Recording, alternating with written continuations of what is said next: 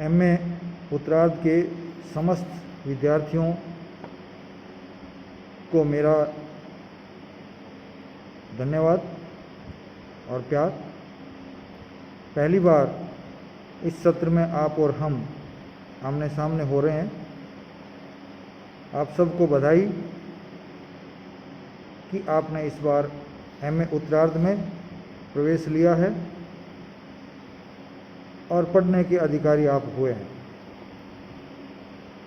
MA करना कोई सामान्य बात नहीं है, हालांकि आज का विद्यार्थी इसको बड़े हल्के में ले रहा है। मास्टर ऑफ आर्ट्स की डिग्री मिलती है। मास्टर मतलब सब कुछ, जो बहुत कुछ जानता हो। लेकिन हम उतने गंभीर नहीं हैं, तो आपसे बधाई के साथ साथ मेरा ये निवेदन है कि आप लोग गंभीर होकर के एमए की पढ़ाई को करें, अध्ययन अपना गंभीरता से करें और जो इस डिग्री का नाम है उस नाम को आप सार्थक करें। आज हम जिस विषय पर अध्ययन करेंगे वो आपका फाइनल का 5वां अर्थात उत्तरार्ध का 5वां और दोनों एमए की मिलाकर जो आपका पाठ्यक्रम है उसमें 9वां प्रश्न पत्र है,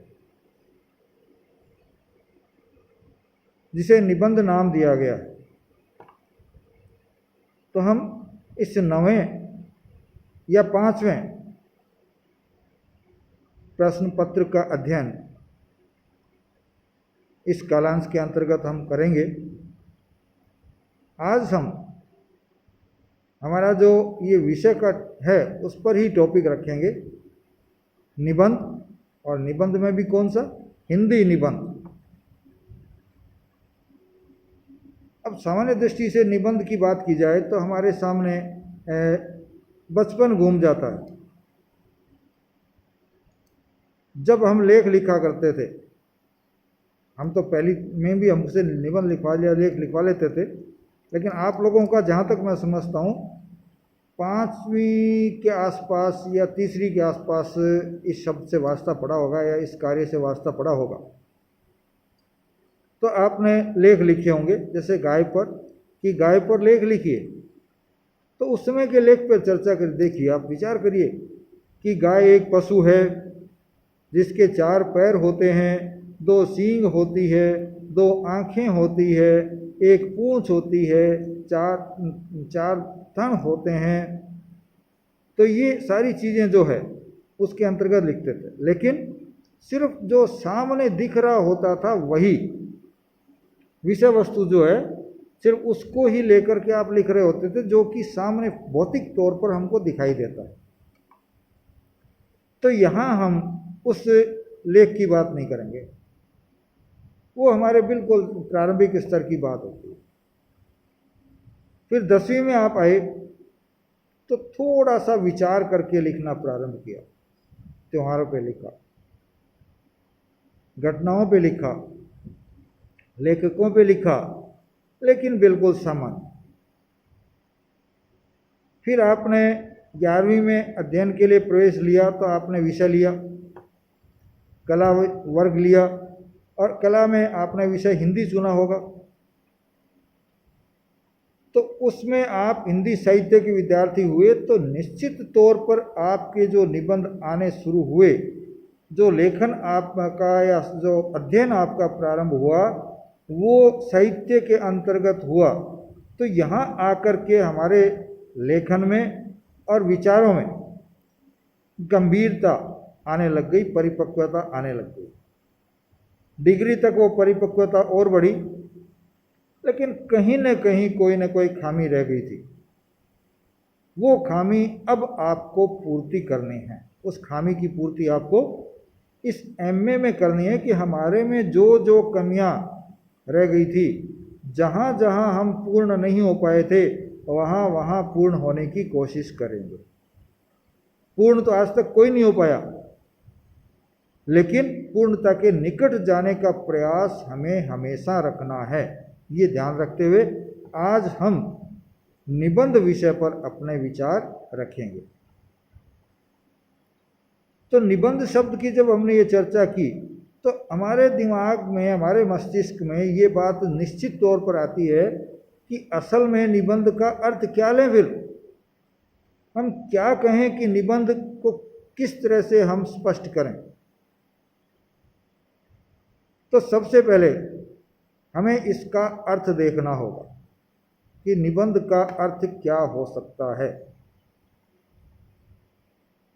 तो निबंध का अर्थ जानने के लिए हमें वहाँ तक जाना पड़ेगा जहाँ से कि निबंध शब्द की व्युत्पत्ति हुई है, निबंध शब्द बना है।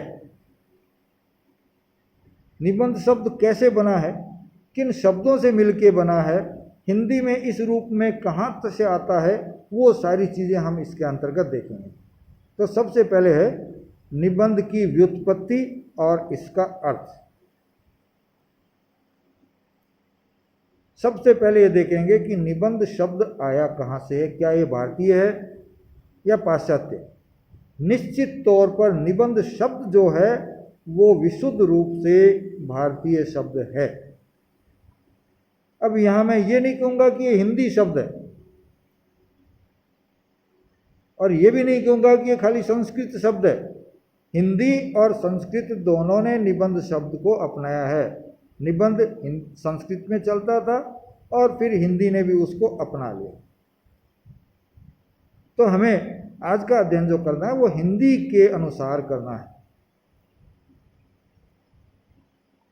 इसीलिए जो मैंने पूर्व में कहा है कि यह एक भारतीय शब्द है जिसका प्रयोग हम भारतीय हिंदी भाषा के उद्भव से पूर्व भी करते रहे हैं। फिर कहाँ करते रहे होंगे हिंदी भाषा के उद्भव से पूर्व? ये तो है नहीं कि हमारे भारत में खाली हिंदी भाषा का ही उद्भव हुआ और उससे पहले कोई भाषा ही नहीं थी। हमारे यहाँ बहुत सी भाषाएं हुई जो विकास क्रम में आगे बढ़ती बढ़ती हिंदी तक आई है। तो प्राचीन समय में जब हमारा देश संस्कृत भाषा का प्रयोग करता था तब भी निबंध शब्द का प्रयोग किया जाने लगा था। निबंध शब्द उस समय भी प्रयुक्त होता था, ये आपको ध्यान रखना है। अब आते हैं कि संस्कृत में फिर निबंध किस तरह से आया, ये हमें विचार करना होगा कि निबंध शब्द कैसे बना, क्या हुआ। तो हमें संस्कृत में धातु होती है। अब धातु क्या होती है इस पे हम विचार नहीं करेंगे, लेकिन धातु की दृष्टि से इस शब्द पे विचार जरूर करेंगे। तो धातु की दृष्टि से या धातु विचार की दृष्टि से हम निबंध के शब्द पर जब विचार करते हैं तो दो तरह से इसकी व्युत्पत्तियां हमारे सामने आती है। कितनी तरह से आती है? दो तरह से निबंध शब्द की व्युत्पत्तियां हमारे सामने आती है और इसको अध्ययन करने पर, इसको जानने पर निबंध का अर्थ भी काफ़ी हद तक हमारे सामने स्पष्ट हो जाता है। ठीक है, तो पहला जो व्युत्पत्ति का रूप हमारे सामने आता है, इसमें निर या नी, पहला शब्द क्या है? निर या नी। दूसरा जो शब्द है वो है बंद।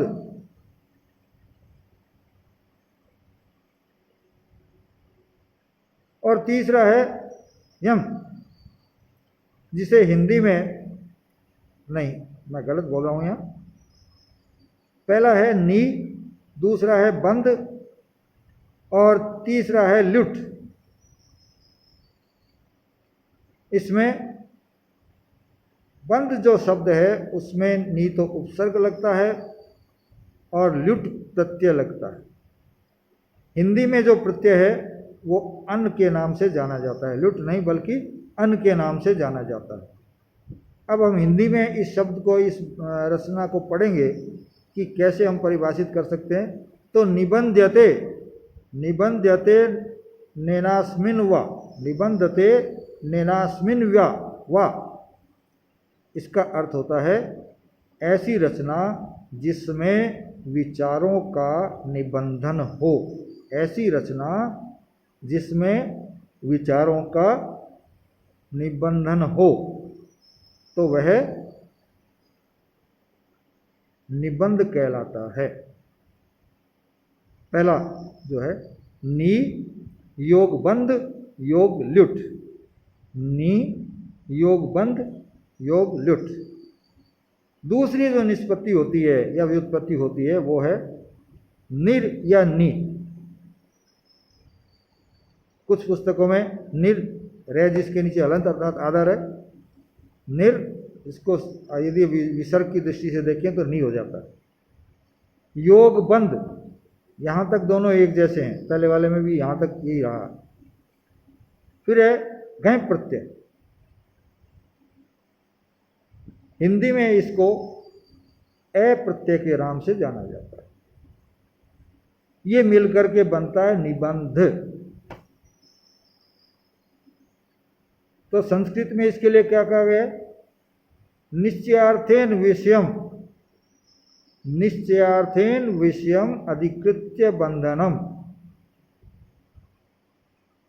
अर्थात विषय पर विचारों को सूत्रबद्ध करना। अब देखिए दोनों की व्युत्पत्ति दोनों शब्दों के हमारे सामने आ जाती है कि किस किस तरह से निष्पत्ति हुई, और दोनों के अर्थ भी निकल करके हमारे सामने आ जाते हैं। पहली जो व्युत्पत्ति थी उसमें ऐसी रचना जिसमें विचारों का निबंधन हो, और दूसरी जो परिभाषा है उसमें विषय पर विचारों को सूत्रबद्ध करना। लगभग दोनों का अर्थ एक जैसा ही निकलता है। एक में सूत्रबद्ध इकट्ठा करना है और दूसरे में निबंधन अर्थात बांधना है, वही एक जगह व्यवस्थित करना। तो ये तो हो गई इसकी निष्पत्तिगत अर्थ की बात। अब ये तो है नहीं कि इस शब्द का खाली एक ही अर्थ रहा हो, विभिन्न अर्थों के रूप में इन शब्दों का प्रयोग प्राचीन काल में भी होता रहा। प्राचीन वाङ्मय के अनुसार इसका अर्थ कई रूपों में हुआ, जैसे एकत्र करना, संचय करना, बांधना, संगठित करना और जोड़ना आदि क्रियाओं के द्योतक के रूप में हुआ है। अर्थात क्रिया रूप में भी निबंध शब्द का प्रयोग प्राचीन काल में चलता रहा है, जिसमें क्रिया शब्द है, एकत्र करना भी क्रिया है, संचय करना भी क्रिया है, बांधना भी क्रिया है, संचित करना भी क्रिया है, जोड़ना भी क्रिया। तो क्रिया रूप में निबंध शब्द का रूप हमारे सामने आता रहा है। तो क्रिया का द्योतक ये शब्द रहा है। इसके अलावा पूर्व में भोजपत्रों पे लिखा भी जाता था, और नाम से जाहिर है कि भोजपत्रों में भोजन भी किया जाता रहा होगा। तो भोजपत्रों से जुड़ा हुआ भी है निबंध शब्द। कैसे कि भोजपत्र यदि उपयोग में लाए जा रहे हैं या पुस्तक या रचनाएं भोजपत्र पर की जाती रही हैं, तो निश्चित रूप से उन भोजपत्रों को लाने के लिए भी इकट्ठा किया जाता रहा होगा, और लेखन के बाद व्यवस्थित करने के लिए भी उनको लिखा जाता रहा, इकट्ठा किया जाता रहा होगा, या बांधना जो है उनको किया जाता रहा होगा बांधने के लिए। तो प्राचीन काल में भी शब्द का प्रयोग भोजपत्रों के संग्रह इकट्ठा करने से और उसकी सिलाई के संबंध में किया जाता है या किया गया है। प्राचीन काल में दो अर्थों में और मिलता है हमको शब्द, भोजपत्रों का संचयन और भोजपत्रों को बांधना या सिलाई का। तो दो रूपों में भी हमको मिलता है। अब क्या हुआ, कालांतर में इस शब्द का अर्थात निबंध का अर्थ संकोच हुआ, अर्थात बहुत से इसके अर्थ होने की बजाय अर्थों की संख्या कम हो गई या एक अर्थ ही बच गया, वो कहलाता है अर्थ संकोच। तो कालांतर में इसके अर्थ संकोच के कारण इस शब्द का प्रयोग भाष्यों, टीका ग्रंथों और सभी विषयों के विवेचनात्मक ग्रंथों के लिए किया जाने लगा। जो ग्रंथ टीका के रूप में थे, जो ग्रंथ भाष्यों के रूप में थे और जो ग्रंथ विवेचन करने वाले थे, विषय वस्तु के बारे में विवेचना करते थे, तो उन विवेचनात्मक ग्रंथों के लिए भी निबंध शब्द का प्रयोग किया जाने लगा, क्योंकि उनमें भी एक बंधन था, बांधना था, एकत्र करना था, व्यवस्थित करना था, इसलिए उनके लिए निबंध शब्द का प्रयोग किया जाने लगा। और वर्तमान में है तो वही चीज़, जैसे बड़े ग्रंथ ने होकर पहले जैसे भाष्यों के लिए, टीका ग्रंथों के लिए या विवेचनात्मक ग्रंथों के लिए निबंध शब्द का प्रयोग होता था। आज बड़े ग्रंथों के लिए निबंध शब्द का प्रयोग नहीं होता है, बल्कि छोटी रचनाएं जो 15-20 पृष्ठों तक हो या 20-30 मिनट में जो पढ़ी जा सके, ऐसी रचनाओं को निबंध कहते हैं। हालांकि वैचारिकता उनमें भी वैसे ही होती है, विवेचना उसमें भी मिलेगी, विचार उसमें भी मिलेंगे। तो ये सारी चीज़ें होते हुए भी हम जान पाए हैं कि निबंध शब्द का अर्थ क्या होगा। इसके अलावा निबंध हेतु क्या और शब्द भी प्रयोग किए जाते रहे। हमने निबंध के अर्थ तो देख लिए कि कई अर्थ थे, लेकिन और कौन कौन से शब्दों का प्रयोग निबंध के लिए हिंदी में किया जा रहा है वो हम जरूर देखेंगे। तो निबंध के लिए प्राय हमने बचपन में देखा है कि लेख शब्द का प्रयोग किया जाता रहा है। इसके अलावा संदर्भ शब्द का प्रयोग भी इसके लिए करते हैं, रचना शब्द का प्रयोग भी इसके लिए करते हैं, प्रस्ताव तथा प्रबंध जैसे शब्दों का प्रयोग भी निबंध के लिए किया जाता रहा है। तो आज हमने निबंध शब्द का अर्थ जाना, व्युत्पत्तिगत अर्थ की किस तरह से व्युत्पत्ति हुई। अब आगे हम इसका जो है परिभाषा और इसका स्वरूप क्या हो सकता है वो जानने की कोशिश अगले वक्तव्य में या अगले अपने बातचीत में स्पष्ट करेंगे। इससे पहले मैं आपको एक चीज़ बता देता हूँ कि आपसे पूछा जा सकता है कि निबंध का अर्थ बताइए, निबंध शब्द की व्युत्पत्ति किस तरह से हुई। व्युत्पत्ति को स्पष्ट करते हुए या व्युत्पत्ति पर बात करते हुए इसके अर्थ को भी स्पष्ट कीजिए।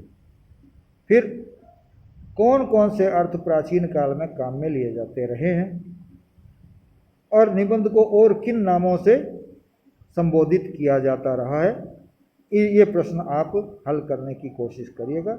मैं जहाँ तक समझता हूँ अब आप इतने गंभीर हो गए हैं कि आप पर दबाव डाल करके कोई काम नहीं करवाया जाए।